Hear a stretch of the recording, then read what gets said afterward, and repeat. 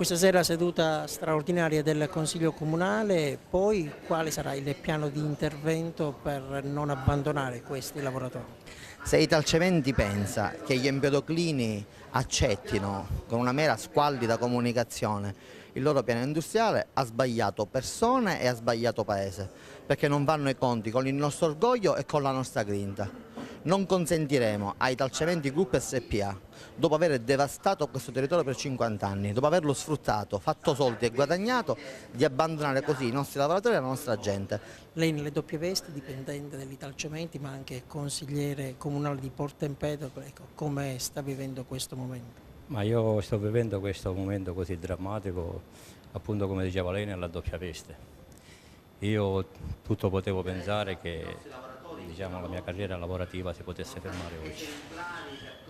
Io adesso nella veste di consigliere comunale posso esprimere la piena solidarietà di tutti i consiglieri comunali, del sindaco, della giunta. Siamo a fianco con i lavoratori delle Italcementi. Mezzi termini non li vogliamo, noi o apriamo o andiamo tutti a casa, perché centro immaginazione significa salvare una trentina di persone e questo non mi sta bene.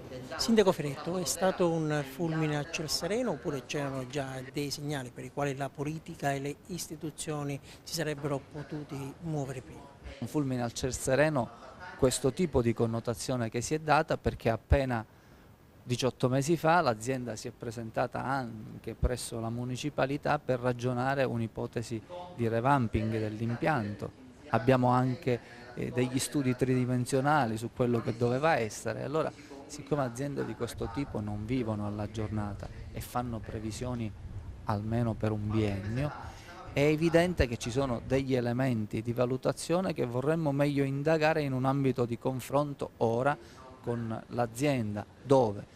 In una sede certamente regionale, più ancora in una sede di governo.